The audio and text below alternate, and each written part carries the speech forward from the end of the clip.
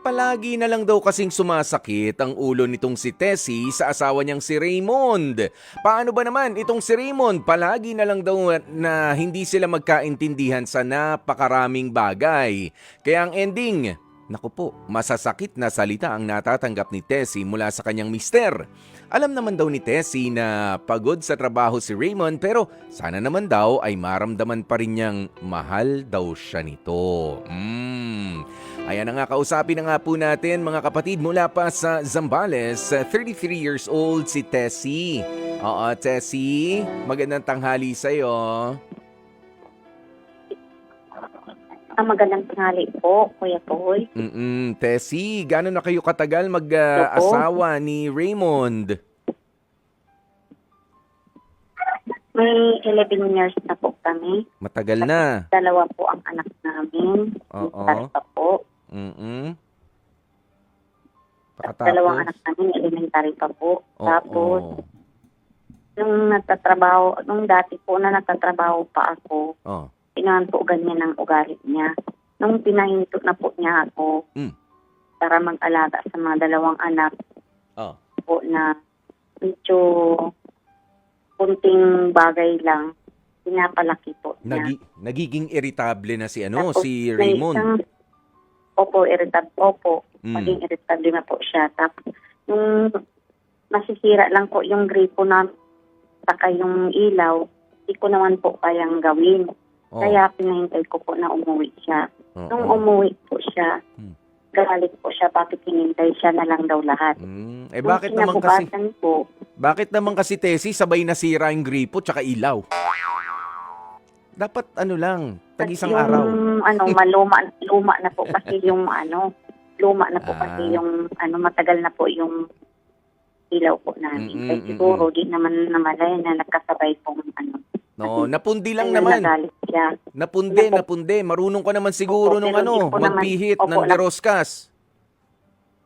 Di ba? Kasi medyo mataas po kasi yung pinaglagyan. Kaya di kayang hindi rin maabot. siya lang po ang pwedeng Okay.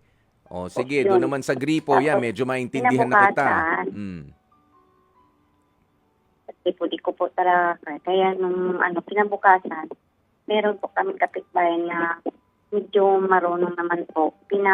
Ko po. Pero ibigyan ko po ng syempre may doon po yun. May upa po.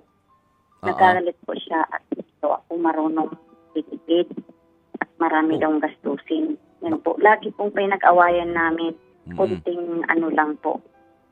Sa makatwid masungit na, irritable na. Pero ito, tama ba yung sinabi mo kanina? Nung panahon na nagtatrabaho ka, Tessie, hindi naman ganyan ang ugali ni Raymond, sabi mo? Opo. Oo, hindi naman ganyan. So, Tapos magkatuwang kayo. siya naman po nagpapahinto sa akin para malaga. Opo. Sige. Ganito, ilang taon na nga ulit yung mga bata, yung dalawang anak ninyo? Ang isa po is magte-10 po, yung isa naman 7 years old. Mga bata pa. Kailangan ka pa rin nila, no, para magabayan din naman sila. Pero kung sakasakali ba na sabihin mo kay Raymond na magbabalik ka para maghanap buhay, para makatulong din, tingin mo ba mamasamain niya? O napag-usapan nyo na yan minsan? Napag-usapan na po namin minsan, sabi niya maliliit pa daw po yung mga bata. Pero kung ganun naman kasi na laging irritable siya dahil sa kulang lang po yung gaano kalakihan ng budget namin, di mas maganda pa siguro magtatrabaho ako. Dahil sa ganun. Yung nag-aaway kami. Tessie. Tungkol dyan sa mga po. Tessie, ikaw ba sa sarili mo, sa tingin mo, kung magbabalik trabaho ka, maaasikaso pa rin ba ang mga bata? Yan po ang hindi ko masigurado dahil maliit pa po sila. Hindi.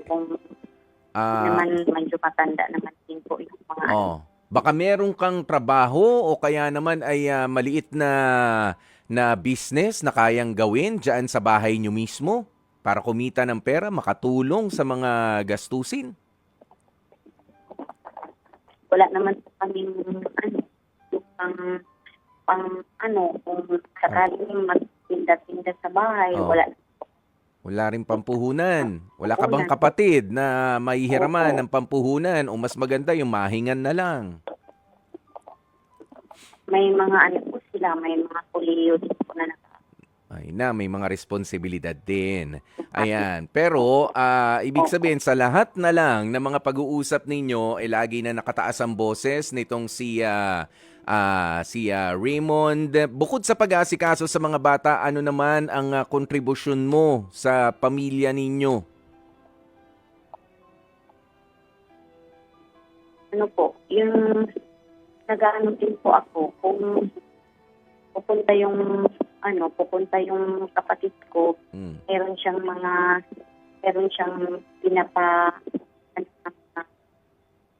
Pinapa? mga ano po, yung pagtitinda-tinda ng mga tinda ng mga damit ng gas Mm-mm. sa Divisoria. Oh, Tapos, yan. ang ano ko po sa mga kapitbahay namin Oh, yan. na Nanunubuan. nagpapautang po. Tapos, hindi na po. Oo. Po, medyo meron din kami, meron din ang kahit paano. Oh, yun. 'Di ba? Ba't hindi mo mas medyo agresibo pa yung pagkilos mo sa mga ganong bagay? Kunyari, mga pabenta. Alam mo yung nag-aahe-ahente? Mga pabenta ng mga Pero kaibigan. pero yung mga nagagalit ganun. po kasi siya eh. Oh, Kung ba't nagagalit? nagagalit din po kasi siya kung hindi papabayaan yung mga bata, hindi masikaso, kasi ganon. Tapos, yung Bakit? pag sa mga bata, kailangan Hmm. susunduin agad doon sa school, kailangan ihatid, tapos Ay, syempre naman. kasi kung naningit ako doon sa Oo. mga aso po. Tessie, 7 years old yun, 10 years old yun. Kailangan ngang may gabay Opo. din. Ayan, pero syempre, sa tingin ko naman, hindi mo naman din ganun pinababayaan. Pinaghihintay mo ba yung mga bata doon ng 2, 3 oras na namumuti na Ay. yung mata ron? Hindi naman Ay, siguro. hindi po. Oh, 'di ba? Hindi Hindi naman naman. po. Oo, kaya matututo rin na paano niya naman nalalaman? Saan ba nagtatrabaho si Mister? Nagbali foreman po sa may construction po. Oh, natatanawan niya ba yung mga pagkukulang Ay, siya mo po. sa pag-aasikaso? Nakikita niya? Kaya gusto lang talaga niya mangyayari na nasa bahay ako, magaganon. Tapos, pero kulang naman din po yung Ayun. niya. Yun ang... Minsan yung kapatid ko na may pinaano, Mm. kaya umirit din po ako para din Yeah. meron akong kahit papaano. Oo, naintindihan kita doon sa parting yan, Tessie. Ayan, alam mo, magandang may makausap itong asawa mo na foreman. Kasi alam mo, ang trabaho ng foreman, hindi naman yan magmamando-mando lang. 'Di ba? Well, partly, syempre, parang siya ang leader sa mga construction, 'di ba? At siya rin naman ang leader ng inyong tahanan, pero hindi maganda naman para sa isang pinuno, sa isang leader ng isang katulad niyan, pamilya, na hindi mo na pinapakinggan yung katuwang mo, yung asawa mo, at yung mga gusto mo lang, minamanduhan mo na lang. Pagka hindi ka nasusunod, nagagalit ka na agad. Dahil sa ikaw ang nagpapasok ng pera, gumastos lang ng konti dahil kailangan naman, nagalit din. Anong gagawin? Kung gusto mo, habang nagtatrabaho siya, dyan din siya sa bahay. 'Di ba? Oo, alam mo, hindi ko sinasabi na maging rebelde ka doon sa asawa mo, pero i-exercise mo rin yung karapatan mo bilang katuwang niya. Ha, Tessie? O wag kang oo ng oo. Opo. Ikaw ba yung Opo. tipo ng asawa na oo, kasi nga sa tingin mo wala ka na itutulong financially, pero alam mo ba ang pag-aalaga sa mga anak ninyo ay wala nang sweldo. Wala nang sweldo 'yan, napakahirap pa, wala ring oras. Round the clock ang pag-aasikaso sa mga bata. Naunawaan ba 'yan ng asawa mo? I think hindi. Tama? Yan lang po ang Oo, 'di ba? Hindi niya nauunawaan 'yan. Kaya sana maganda na ipanood mo itong pag-uusap nating ito para mahimasmasan ng konti Oo, si mister na hindi naman na pwedeng ikaw ang nagpapasok ng pera, pinatigil mo pa sa paghahanap buhay yung asawa mo para alagaan yung mga anak ninyo. Pagkatapos ay mamanduhan mo, konting kibot, pagagalitan. Konting kibot, hindi mo na kakausapin o kakausapin mo man, sabi mo nga rito, masasakit na salita pa ay natatanggap. Wala ng pagmamahal. Huwag ganun. Hindi tau-tauhan ang mga kasama ninyo sa bahay. Plus ito sa mga mag-aasawa dyan, mahalin ninyo ang mga asawa ninyo. O, hindi ko sinasabi ng higit pa sa mga anak ninyo. Hindi. O, mahalin nyo muna ang mga asawa ninyo dahil nakikita ng mga bata kung papaano nyo tratuhin ang asawa ninyo. Ganon din sila pagka nagpamilya sila. 'Di ba? Pinapakita ba nitong si Raymond yung pagsasalita niya sa'yo, pinarinig sa mga bata?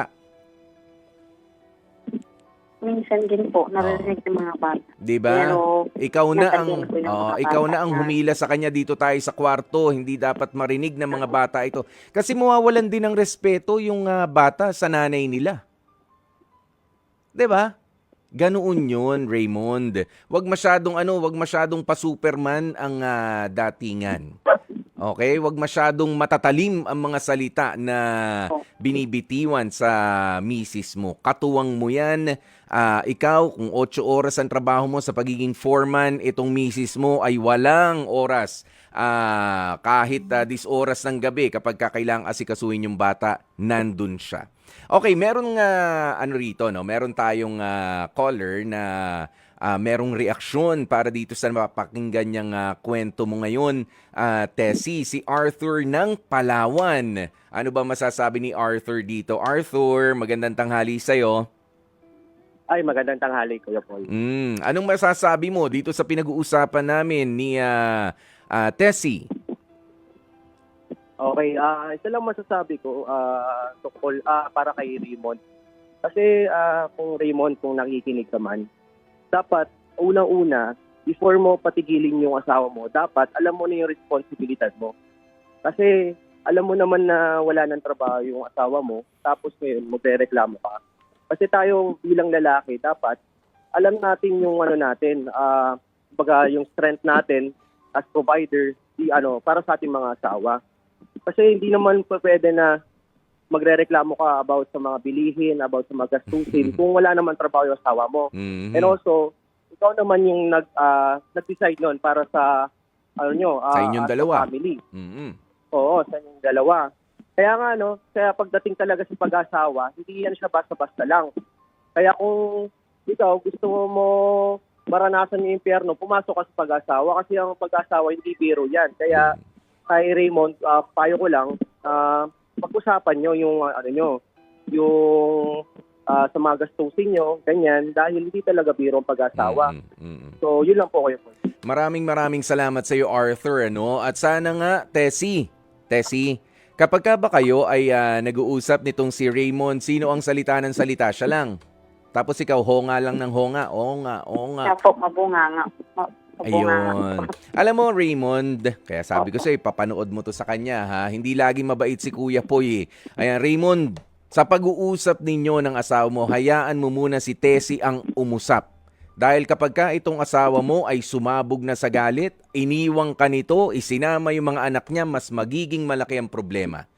Ha? Walang kwenta ang isang pagsasama na isang bibig lang ang nasusunod sa lahat ng bagay.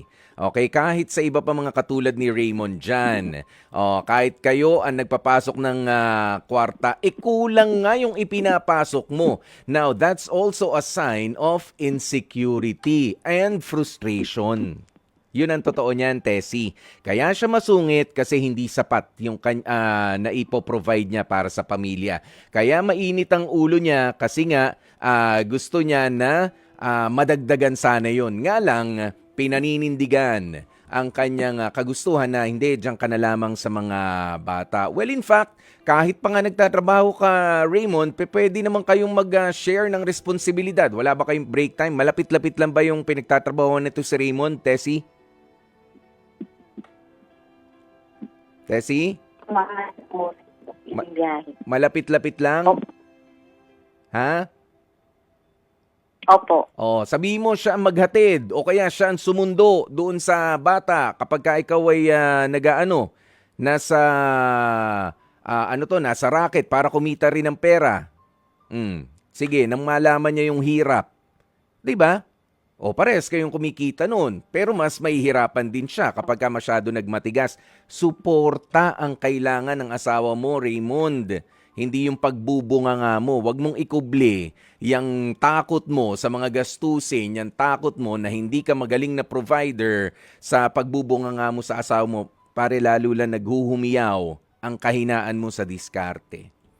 Nirerespeto ko naman na nagtatrabaho ka para sa pamilya mo. Ang problema nga kulang.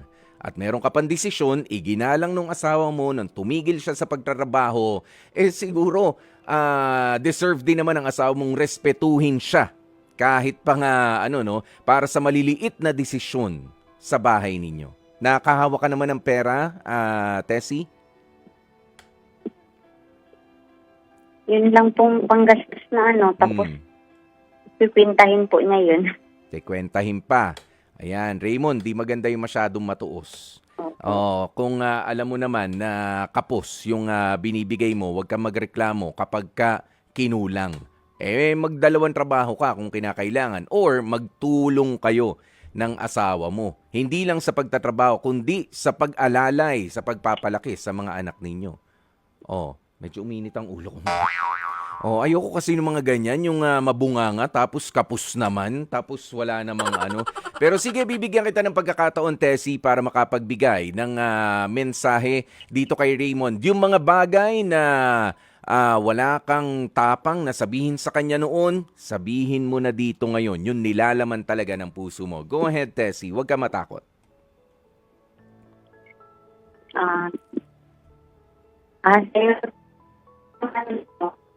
Nahihirapan ka dahil sa kaliitan ng sahod, hindi magkulang po yung sahod mo. Sana bigyan niyo po akong magtatrabaho para matulungan po kita sa mga gastusin at hindi ka na rin nagkikwenta sa akin ng ganun na kulang ang pera. Gusto ko pong magtatrabaho para matulungan naman siya. Dalawa kaming maghanap mga namin. Yun lang ba, Tessie? Opo. Yan lang po. Gusto kong magtatrabaho. Lang. Sige, sana makapag-usap kayo. Kanino ba siya nakikinig? Sa magulang ba? Sa kapatid?